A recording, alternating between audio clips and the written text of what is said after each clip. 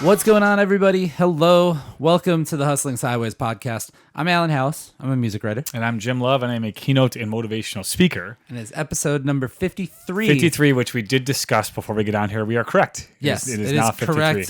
Correct. So we are officially over 2 years, and that's great. Yeah. We're just going to keep talking about We didn't time. discuss that part, but yes, Yeah, it has been over 2 years of doing this show. That's right. We're happy to be here. And our Marquette Golden Eagles are number 6 in the country now. And Big East champions. Yes. That is historic. That hasn't happened in 10 years since Alan and I were in college. Yep. And it was a share of the Big East title at that time. And I forgot about it until right now. Until this moment? Oh, Yeah, goodness. until exactly here. I'm here to give you breaking news. My only recollection of Marquette basketball from back in those days was the year that we had Jimmy Butler and Jay Crowder on the same team. That's right. And now we have Jimmy Butler. He's in Chicago? Miami. Yeah. And Jay Crowder is back in Milwaukee. He is back in Milwaukee. And we have Wes Matthews. With Wes Matthews. That's correct. I swear I write about basketball sometimes too. It's like, I was just you got that part down. Don't worry. That kind of day. But I will say, I guess 2 years makes a big difference. 2 years ago, Marquette basketball was not doing that. And now it is back. And honestly, when it's back, everyone's in a good mood. All the alumni are happy. I was on campus today for a meeting. Like the buzz is palpable, and it's I see what you did there. Yeah, Buzz is back. There it is. Anyway, it's a great time. Yes, as you we're can see, excited. we've got a great guest with us today. Yes, we do. Somebody that I've known for a long time, and then in the car on the way here, described herself as a serial full-time side hustler, which we love that. We love that type. Aichelle White from MuSample, Yeah. and Isharai Artist Management, and a host of other things. Welcome to the show. Thank you. I'm so happy to be here. And Twitch streamer as well. That's right. Yeah, I'm everywhere. All sorts of side hustle things. So let's get into it.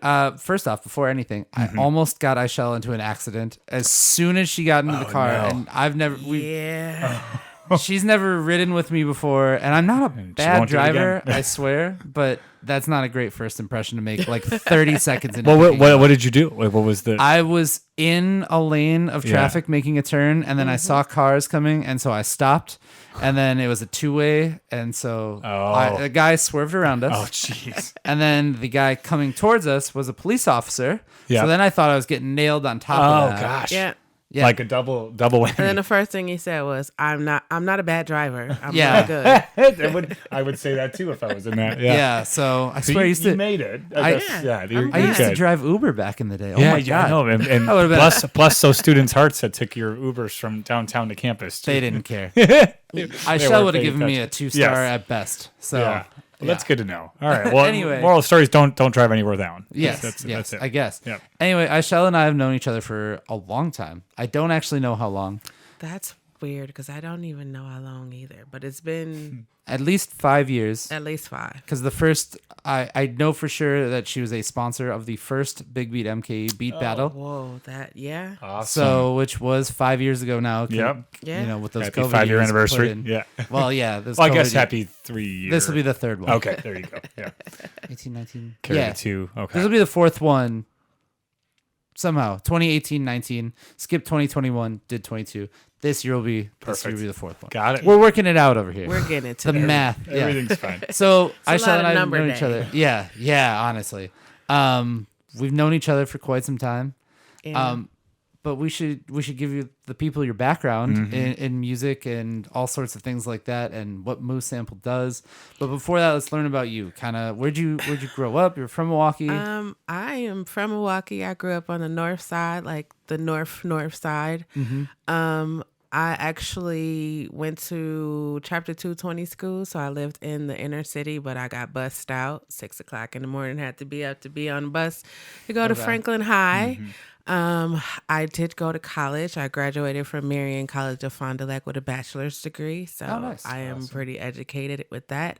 I did go to graduate school, but they were like, "You got to write a novel," and I was like, "No, I'm not doing that." So I shifted my career goals, and I got into entrepreneurship, and I started with Isharai Artist Management, which is my artist management company that I have. I've hosted concerts, seminars, and then I got into understanding like sample clearance and clearing samples. And then 88.9 and Capitol Records had a hackathon here, and I went, and then thus become MuSample, and I was gonna clear samples all across the world. And then I was like, wait a minute, artists don't even know how they get paid. Yeah. They don't even know why they should register. They have no clue in the basic fundamentals of the business of music. And I was like, let me pull that back and focus on the business of music. So I am the greatest. I gotta say it like I would say it. You are looking at the greatest music administrator on this side of heaven. There we go. Wow. I like that. I I should have love led it. with that title. Hell yeah. Yeah. I'm like applauding that over. That is great. Yeah, stick with it. To not get, for those that don't know, I'm going to get in the weeds a little bit on samples and what it is. So essentially it is, if you made a beat and you took a piece of that Conan O'Brien record that's right behind you, I don't know, you took his voice, whatever, you took a little piece of it. Conan O'Brien is getting paid off of whatever you create. Whatever you do. Because he filled out the paperwork and has everything filled out before that. So essentially, tell me a little bit more about MuSample, because I don't want to like short change it too much. No, it's cool. But essentially, you're helping get artists paid and make sure that they can actually use their their beats and use their production with samples in it and do it legally. Yeah. So basically, we help music creatives get a financial return on their musical investment. You see, I got all these little things here. Yeah. It took me a long time to get there. But I help artists understand split sheets. And that's like you go to the studio, you and your friends are in there writing and producing and all of those things. And then it's like, who owns what? But no one really talks about who owns what because they don't want to mess up the vibe of the recording session. And it's like, then you go and release a song and it goes on TikTok and now it's viral and everybody's like, well, I own a percentage, or no, I own a percentage because I wrote it like this. When if you're there, you sit down and fill out the piece of paper. Okay, everybody know who owns what. Boom, we got it. Then you have artists who sample.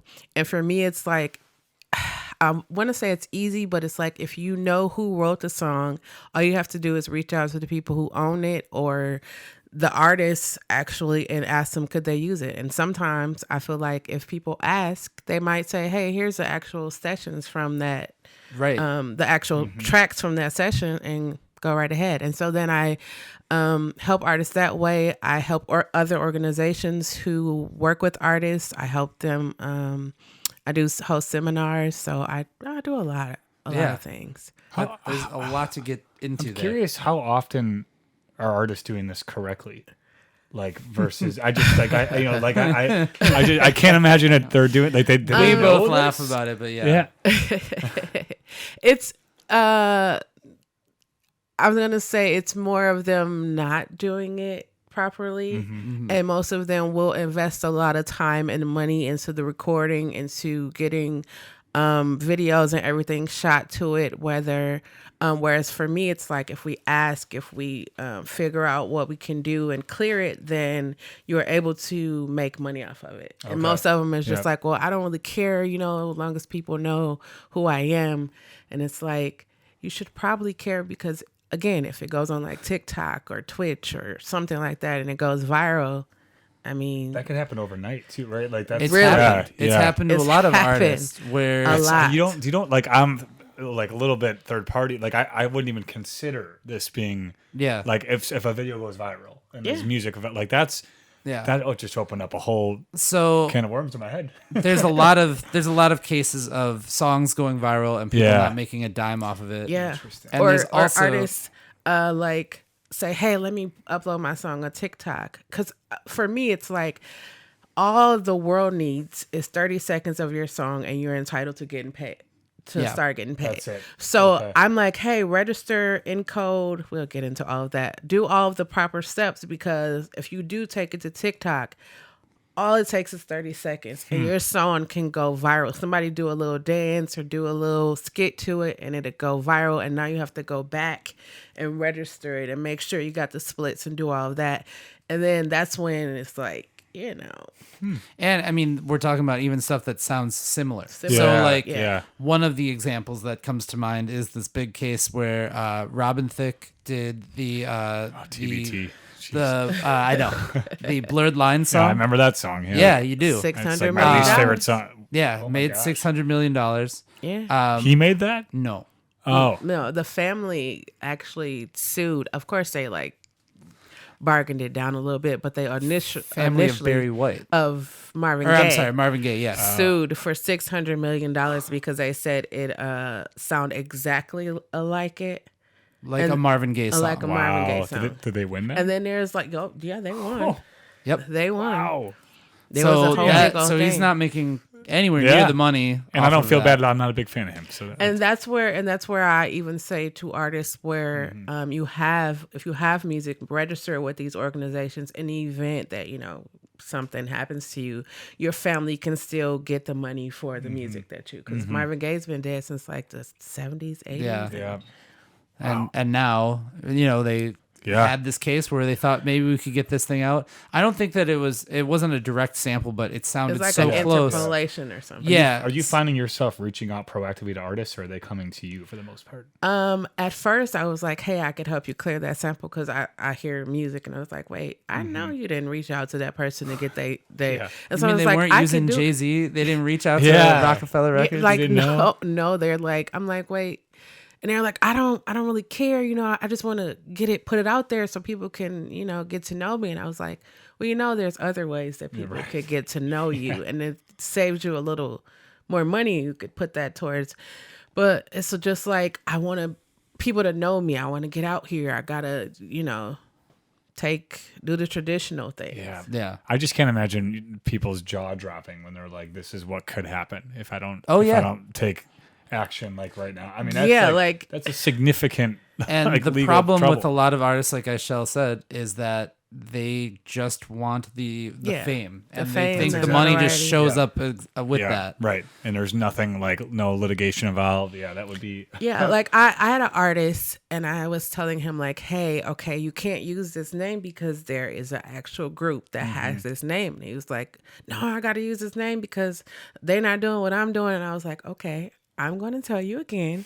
And then I'm just going to hold my hands up and step back and be like, okay, go ahead. yeah. And so graciously, the actual artist, the well-known artist who it was, sent me a message and was like, hey, we know that you work with this artist, and we want to let them know that we are considering either they can stop using the name or, and I was like, here you go. Like cease and desist I or tried to something. Yeah. tell Yeah. you, and they're like, well, they can't do that. And I was like, well, I was trying to show you how to properly do it. But, most people, those things aren't talked about when it comes to the music business. It's talked about market, just release and perform. And it's not talked about how to properly like own your name and register yourself as a business. It's not talked about how to do those things. In a fast-moving environment like that, Yeah. I mean, I Yeah. just like that pops up. Well, that's on tomorrow that guy too for trying to name his band Destiny's Child. I don't know why you would do morning. that. Yeah. Between that Yeah, and 'cause Spice Girls, that would be too. Yeah, really, exactly. Yeah. But, people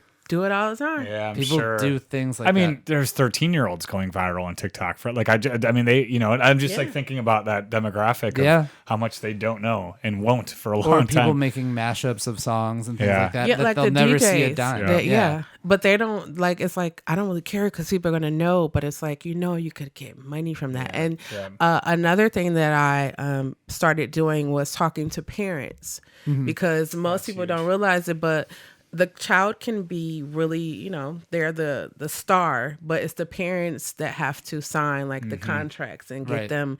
And most times, if people don't come from money, it's like dollar signs before everything else. Yeah.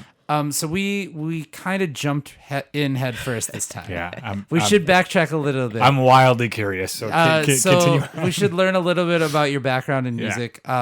You also are an artist. I am an artist. So is that where you kind of really got your start in music? I actually grew up in a musically inclined family. And so, having said that, I was like, I knew I didn't want to be a singer. I wanted to be a songwriter because I love the way like words and music go together. And like people, when they sing and they have emotions, I love that. And so like my uncles were like hip hop artists and they traveled and toured and they were like, hey, you're going to learn the business. And I was like, I don't want to do that. And then my uncle was like, hey, you have to study Wendy Day. And I was like, okay, cool. And I started studying Wendy Day and how she was making ways for hip hop artists and helping them get the money and making sure that, you know, they read and understood the contracts. And I was like, oh, I like this. I might do this when I get older. And then I found myself in college studying music administration. I'm like, you know, what am I going to do with this? What is music administration? And then I'm still reading. I'm still researching. I love to read and research. And then it was like, holy cow, the majority of the artists that I love and I, you know, looked up to, a lot of them were dying broke. And I was like, how is that possible? And they have the hottest songs. Like it's 20, we're in the 20s right now, and their songs are still streaming and still being used in movies. And then I was understanding licensing and masters and copyrights. And it was like, oh, they don't own anything. Yeah. That was never part of the deal. That was never, you know? It was just like, here's a bunch of money. We're going to send you on tour. You're going to do all of these nice things. Oh, you need a new car. Here's a new car. And then it was like, where's all my money? I'm making you. And then it was like, well, you remember that car I just gave you? Yeah. Yeah, that came out. And for me, it was like, okay, I need to figure out how I can get into doing that. Yeah. And then I want to do the opposite of that. I want to like, hey, here's a contract. Here's $100,000. Here's a contract.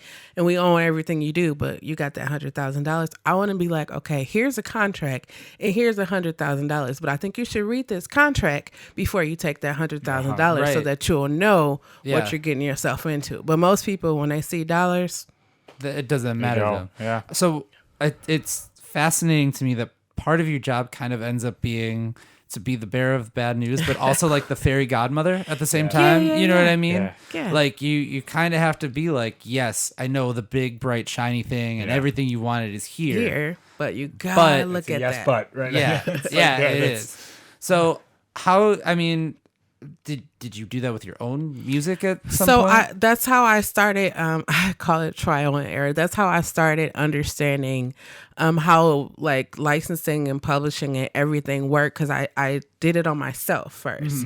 I did it on myself, and then I found like people in my inner circle that was like, let me like utilize them or just like, hey, you about to put a song out, can I just see if this works? And then it's a great idea. Excuse me. What worked, and what didn't work, I took it and was like, okay, this worked, this didn't work. We need to do this. We need to make sure we have this. And then from there, that's how I got Isharai Artist Management, because I was like, if I could do this for myself and the people around me and it works, I could do this on a greater scale. And it just started working. And that's such an organic, good way to start off like a passion, you know, and you got people that trust you around. Like, let's see what happens. Trial and error. You perfect your craft. And I'd be totally transparent. I'm a woman of integrity. So I say, hey, you know, this is my first time doing a lot of this, and then it works. And luckily enough for me, like, that's why I was like, anything that I, for the last couple of years, I've just been trying my hands at different things, and they've been working. And so I'm just like, okay, if I'm actually, you know, barely trying, let me just apply myself more. And then I started applying myself more, and it was just like, things just started really clicking. Yeah. So let's get into the platform itself, into MuSample, and kind of how this idea worked. You said it was through a Radio Milwaukee hackathon event. Yes. So the one time Capitol Records comes to, I don't know, they've probably been here before, but there was like a hackathon. 88.9 had a music hackathon, and I was like, okay, I'm gonna get out the house, let me go. And so I go, and then Capitol Records just happened to be there, and they're like, one of the biggest things that we are finding in the music industry is metadata. And I was like, wait, what? I do metadata every day. That's pretty much what I do all the time. Metadata is where the text behind your audio file. So if you ever tells the computer Shazam what it the is. Song, if you ever Shazam the song, that's the metadata. Got it. Like how you get that. So I'm like, okay. And so then they're like, the next day it was a hackathon. And so I'm like, okay, I'm going to take what I learned the night before And then they're like, okay, we have to get in a group. So of course there was like a group of us, and then there was a DJ and there was an artist, and they're like, we should do something around music. I was like, I got it. Let's do sample clearance. And then the DJ actually had a cease and desist happen to him. And so it was like, see, this is why we need to do it. Right. And so we actually won second place. I should start talking about the things that I've done. We actually won second place in the hackathon, and we only lost to a VR company. Oh, wow. Interesting. And weirdly enough, from a radio station that, you know, but still I mean, that's amazing to be like, this is a great product and to kind of come up with it. So taking that initial hackathon experience, was that when you were like, this is a company, this needs to become... It was kind of like, okay, what do I do with this now? Because it's like, I have Isharai Artist Management here, and I have the foundational of something here. So what do I do with it? So I'm sitting back and I'm just like, okay, I'll just focus on management here and sample clearance here. And so I'm walking through life and I'm talking to different people to clear samples, and it's like, wait, you want me to go talk to your manager about this, but you don't understand? No, my manager handles all that. So then I'm going talking to the manager, and the manager have no clue of what I'm talking about when I say performance rights organizations or sound exchange or who's the publisher, and they have no idea. And I'm just like, wait. So then I started to look up artists. Like right now I have a list of 300 plus Wisconsin artists, and I could tell you if they're registered, if they're not registered, if they're signed up with a performance rights organization. This is, I like to do research. Yeah. So that's when I started, and then I was just like, wait a minute, I can clear the sample for you. I could show you how to clear it. I could do all of that, and you could pay me to do that. But then you're not really getting anything out of it because you're just going to release it and, oh, yeah, it was nice. And I was like, but what if I show you how to do all the foundational things and then you release it and then you could like start making money off of the things that you do. Yeah. And so I was like, I was doing sample clearance, and then I was like, I hated the word pivot because it was like I put so much time and energy into doing this. You changed directions, let's say. And then, I changed directions, and now I focus on providing the education of why it's important to register and make sure you have split sheets during the session and not so much 3 days later after it's viral or something. Yeah. So I'm going to bring it back to another terminology thing too. Performance rights are essentially any time that your song is played anywhere, you should be getting money for it. Yep. So like, Jim, if you're at a bar and you're playing touch tunes on the jukebox, that should be cleared that, whatever song you play on the jukebox, just give me what your go-to is. So Pitbull in like 2011. Sure. Yes. Yeah, he made some good money off a lot of you. money. Okay. Yeah. I heard his song 3 times in a coffee shop in an hour. So. Yeah. So anytime that it's played on that jukebox, Pitbull should, in theory, be getting some money from it because there's the right metadata behind it to say that, to link up that, hey, somebody played this song at this time. Yeah. Interesting. And then a concert as well. Concerts. Even live performances. Even with COVID, I've been trying to tell people, like, if you do like Twitch or you do live streams, they pay for that too. Wow. Yeah. So anytime, literally anywhere that your song is played, if you're in radio, they're supposed to submit a playlist of everything that they've played to the companies like ASCAP, BMI, CFAC. Yeah.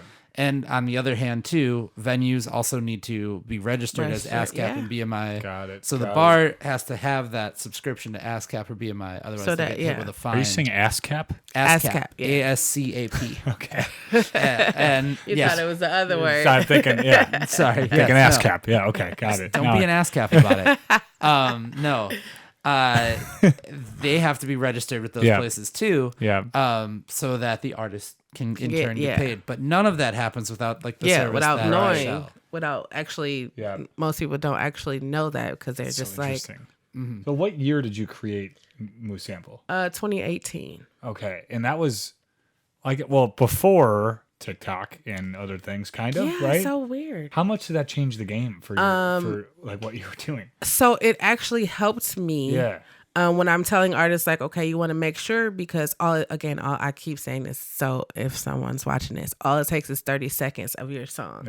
And you could do 15, 30, 60, on any platform, and all platforms are monetized. So you should want to make sure that it's registered everywhere. And like there's artists who have music on the radio, but they're not registered with like BDS or Media Base, what actually counts every time the song. So it's like, yeah, my song is on the radio, but is it BDS, Media Base? What a weird world. Like that. Yeah, there's so much more that goes into it. A song than just, oh my God, we're on the radio. Yeah. You know, we're at the studio, now we're going to be performing at festivals, and it's like, wait, you missed the whole...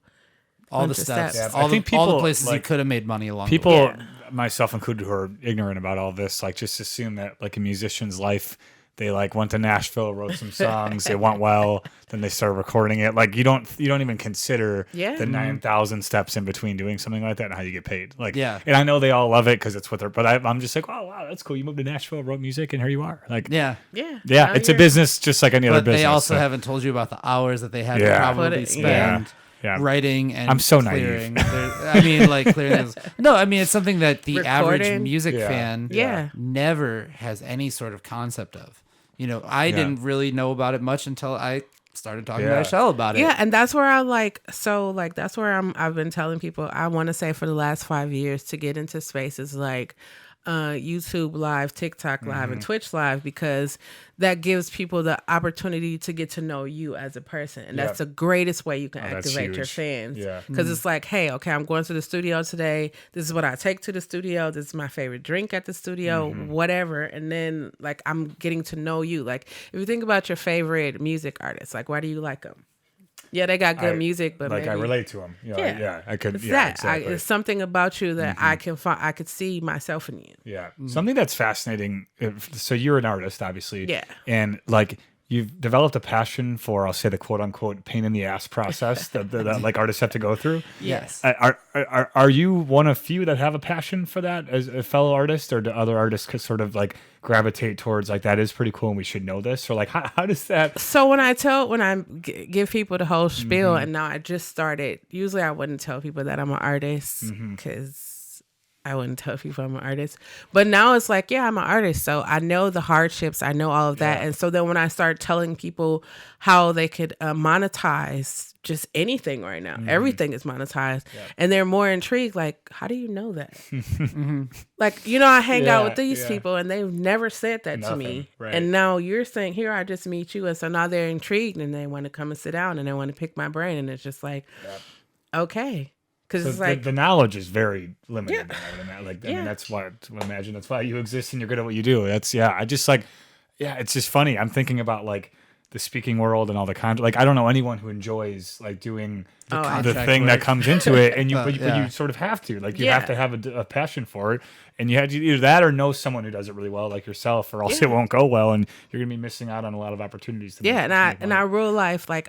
Everyone's like, why are you still in Milwaukee? And I was like, because I love it here, and the community, the artists here are amazing. The music businesses here are amazing. Like Breaking and Entering, like they're amazing. There's like a community, and I just feel like if we just do more together, we could definitely. I think the music writers kind of are a little. Yeah. Okay, but our actual artists are great. Okay. I'm not. You mean like the actual? Not. Well, I mean, not him over here. Okay. Yeah, that's so true though, because that's Milwaukee. Like I think as a whole. I mean, I know we're all here and like there's a level of collaboration and family vibe across the majority of industries and professions I talk to. They all want to work together, you know. Yeah. And they just don't know how. Like they have to have something that forms it or something, you know, some commonality around it, or like.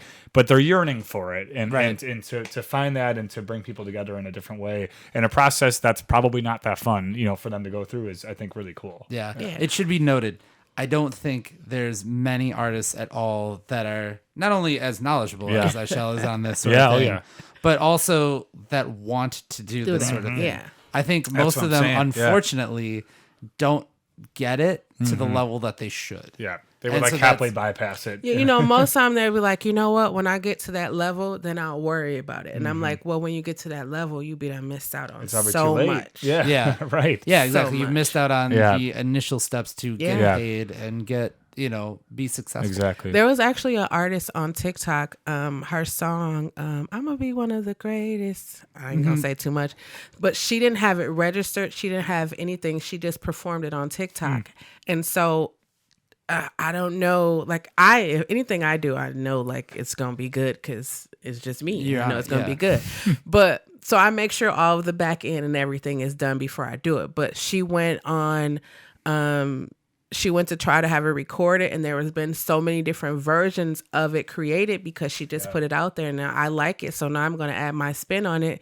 And then it was just like she went through a lot of litigations and everything, and it was just like At one point, she doesn't own her own song then. yeah, Because there's so many versions. So that it's many, almost yeah. public domain. What a weird, Yeah. What a weird world. and so that that's is. why for me it's like before you upload anything, before you share, make sure all of this is taken care of because the moment the world hears it. Yeah.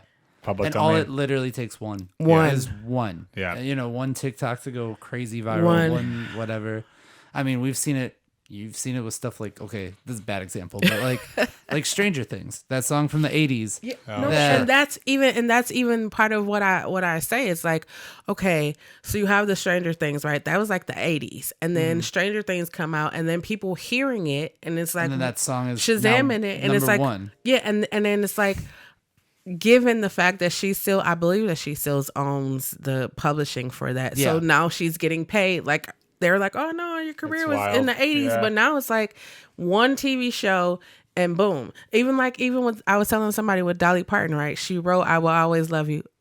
Dolly Parton wrote "I Will Always Yes, Love it's You." important to note Not Be clear Whitney on that. Houston. Yes. Whitney Houston just sung it. Yeah. So Dolly Parton wrote that in like the end of the 60s, early 70s, and here it is, it's 2023, and she's still getting paid from it. Like Off of Whitney Elvis was Houston. like, "Hey, let me get it." And Sergeant, whoever his name is, was like, "Oh, you should let Elvis sing in it. We want 50%." Dolly was like, "No, I'm gonna keep of it." So she been getting money 60s, 70s, 80s, Yep. 90s, and to this very day, she's still getting money. I will give you one. The Tom Tom Club wrote a song in the, I'm going to say mid 80s. That's an obscure-ish kind of name. I'm sure not the most. It's a Talking Heads offshoot band. With Tom Tom Club. They did a song that was sampled by Mariah Carey.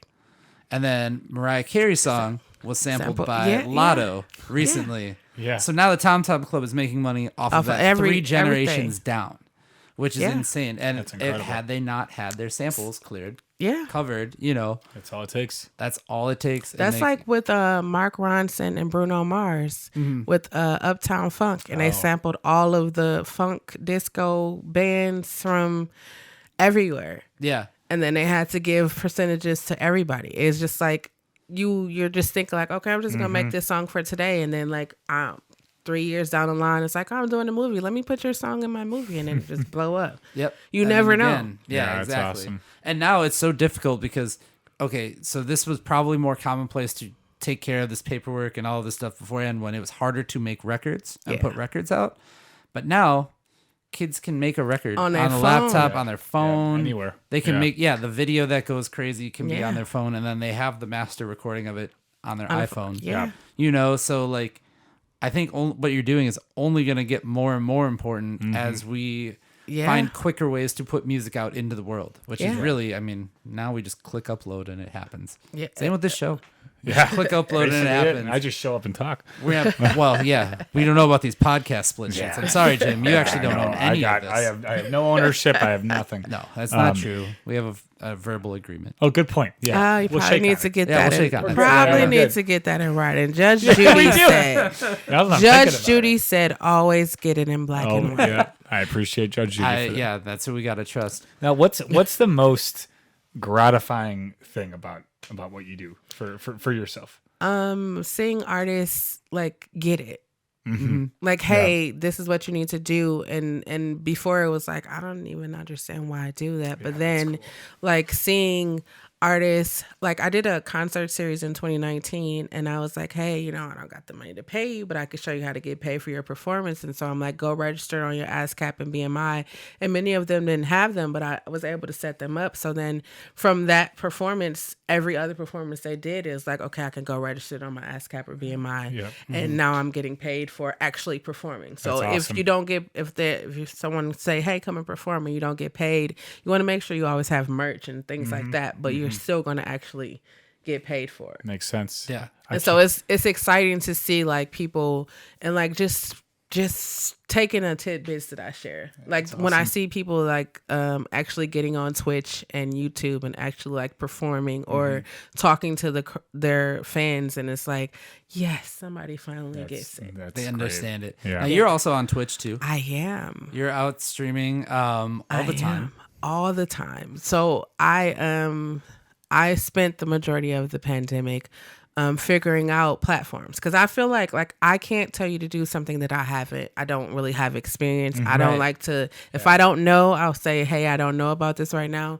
I'll go figure it out and then I'll come back to you and we'll talk about it. But I've been figuring out Twitch, and I was on there at the beginning of the pandemic, and like I just saw people sitting on the edge of their bed playing guitars, and then they had like a donation tab at the end of their at the bottom of their screen, and I'm just seeing it just roll over, and I'm like, wait a minute here. Right. There's something here. There's And money so- in this now. So I'm sitting there, I was like, okay, because when I tell everybody, hey, you should be on Twitch, they're like, I don't play video games, and I was like, that's not what it's for. It's people that like go on walks. Like I do yoga, I work out, Right. I meditate, I play Call of Duty Mobile. Yesterday I did karaoke. I do everything. Yeah. And it's just like figuring out what you can and can't do. And for me, it's like I'm not going outside. Well, we are in a pandemic. I'm not really out here as much as I once was, but it's like I'm every night, like from like 12 until like 3, I'm playing Call of Duty Mobile with people across the world. Yeah, that's awesome. And now you can see that, and people can be part of that, and they can be part of the community, and then learn about the things that you're doing. So then when I say like, hey, I'm going up for an award for Best of Milwaukee, and if you guys could vote for me because you have email addresses, and they're like, oh sure, and then I'm walking them through it, how to do it, and they're voting for me, and so it's like I literally built communities on all. Like tonight, I'm going to be live on TikTok, Okay. Awesome. doing karaoke. There we Great. go. We've had, so Jonathan Blevins, Beard of Blevins, the Yes. Twitch streamers, Ninja's brother. was on here by maybe a year ago or so, Yeah. and really talked about the same thing on Twitch, building a community, because he's a man of faith, and so was building sort of this faith-filled community, and like was inviting guys to church with him, and like was like it was a really cool thing, and like you do that for your passion, and it's such you a build people together around it, which is awesome. So someone asked me, and I was like, I do it for like community. I was actually just doing it because I wanted to get back into like singing and producing, and it was like nobody knows me here, so I could do it. And then Right. people started noticing me, and then like I just was like, I'm gonna just put a little donation tab here. I mean, nobody why really not? knows me. Yeah. And then Whatever. And then I heard like a ding, and I was like, oh my God. Well, let me go ahead and continue you, down turn this up. road. You're like, I'm gonna keep going. With this. It was that, and then it's like, it's like really building a community. Yeah. So like I do puzzle on Fridays, I do puzzles, and it was really cool because when I was growing up, I used to do puzzles and play Scrabble with my grandmother. Yeah. And then there's this lady, she's like the puzzle guru on Twitch. And so like she acknowledged me, like she comes to my stream and she hangs out and she brings all of her friends that That's do awesome. puzzle. And so I'm just thinking like, if I am doing this, and music creatives definitely need to be doing this. Yeah. You go to the studio, you're at the studio, you're at home, you're trying to figure out outfits or whatever. Just talk to us and like bring us in. I always be telling fans or artists all the time, activate your fans. Yeah. And it's amazing the amount like of tolerance people have now for things that are not professional. Yeah. In the sense of like, it does not need to be the most produced Yeah. thing in the world. People just want to see who you really are. Yeah. And They want to see the authentic self. No, Yeah. that's Yeah. what I speak about. And actually, I have an 80% rule. Oh my gosh, I just got a cramp. Hang on. Oh no. Oh, that was bad. This is the first. This is the Ooh. first. We have a live injury. My wife's a trainer. She can help you we're out, good. man. Oh, you ever get like right inner right, thigh? yeah. Oh, Okay, well, anyway. you have a banana by chance? No, so what I was gonna say is I have an that hurts so bad. I have an 80% rule where if something's 80% figured out, just do it. Like you don't need to get it to 85 or 90. 80 and get it done, and it's probably going to go well, and you're going to learn something from it. So like that's what like when I speak, like when I first started, I wasn't fully there. I was like, let's just do this. We're at a good spot, and I learned a lot.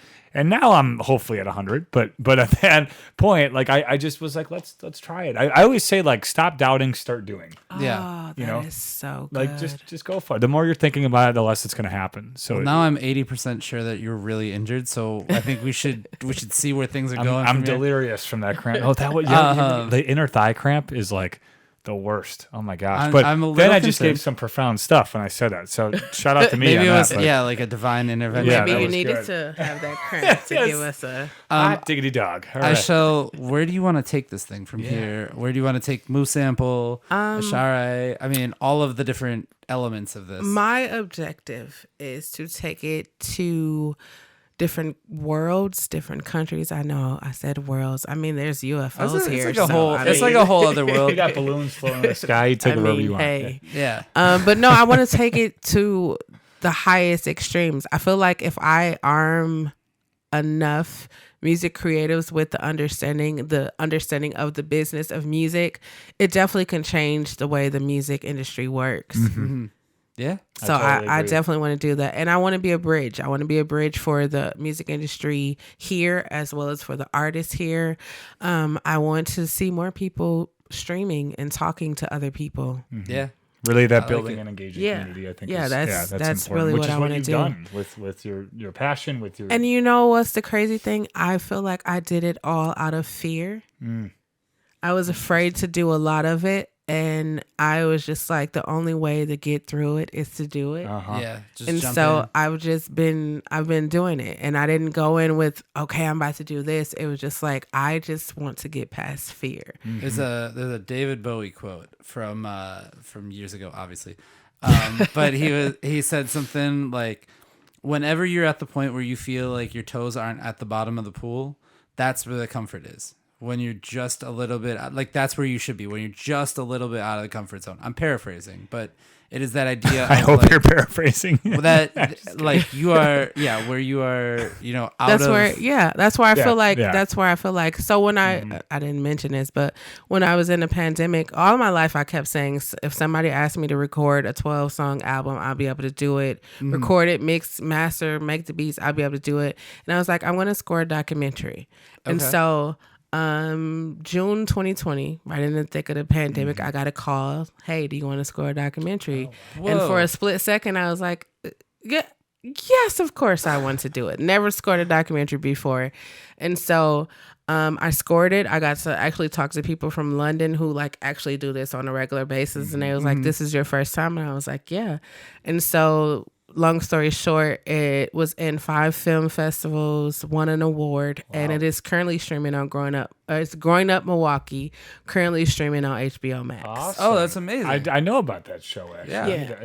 It was really dope. And so I haven't really talked about it, but I'm in a new season. I went on a journey of healing and self-discovery, and I was like, I'm going to celebrate my accomplishments. I'm going to talk about what I've done more. Because I'm usually like kind of reserved, humble, and then I began to understand what humble mean, and I was like, forget that. I'm gonna turn my light up so bright, and if you can't stand it, either get you umbrella or move. Yeah, there we go. I like it. I think the more people that know your story or get to know you, like I've gotten to know you over the years, will find that out, and this is a big part of that.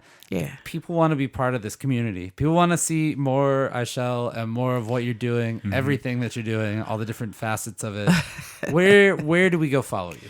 I am on Twitch, TikTok, YouTube, Facebook, Instagram.